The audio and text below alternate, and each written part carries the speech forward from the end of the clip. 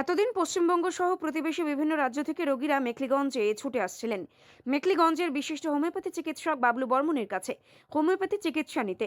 এবার এই প্রতিবেশী দেশ বাংলাদেশের কুড়িগ্রাম জেলা থেকে রীতিমতো পাসপোর্ট করে বিশিষ্ট হোমিওপ্যাথি চিকিৎসক বাবলু বর্মনের কাছে চিকিৎসা করাতে মেখলিগঞ্জে আসলেন বিপ্লব সাহা। শিলিগুড়িতে থাকা নিকটাত্মীয়র কাছে তিনি মেখলিগঞ্জের বিশিষ্ট হোমিওপ্যাথি চিকিৎসক বাবলু বর্মনের হাত যশের বিষয়ে শুনে শুক্রবার তিনি মেখলিগঞ্জে আসেন ও দীর্ঘক্ষণ নিজের সমস্যা নিয়ে বিশিষ্ট হোমিওপ্যাথি চিকিৎসক বাবলু বর্মনের সাথে আলোচনা করেন। এরপর ঔষধ নিয়ে বাংলাদেশে ফিরে যান তিনি।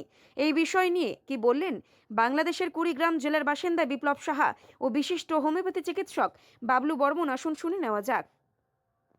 আমার নাম বিপ্লব, আমার বাড়ি বাংলাদেশ কুড়িগ্রাম জেলায়। আমি শিলিগুড়িতে এসে জানতে পারছি এবং ওষুধ দিতে আসছি। আমি ওষুধ নিলাম, আমি দেখি, খেয়ে দেখবো।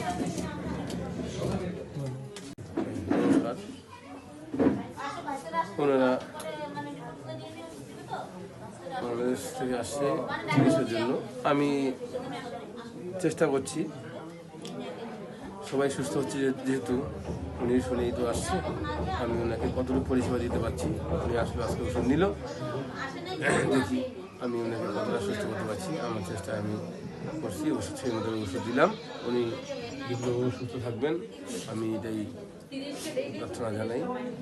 এই চিকিৎসা পেয়ে উনি যাতে খুব সুস্থ থাকে, শান্তিতে থাকে এবং সুস্থময় আদর্শ এবং জীবন প্রার্থনা ওনার জন্য আমি করবো, যাতে উনি হোমিওপ্যাথিক চিকিৎসা নিয়ে স্বাস্থ্যসম্মত সুস্থ জীবন ধারণ করে এবং প্রত্যেককে হোমিওপ্যাথির উপর বিশ্বাস আস্থা রেখে হোমিওপ্যাথি চিকিৎসা করান, এটাই আমি বলব।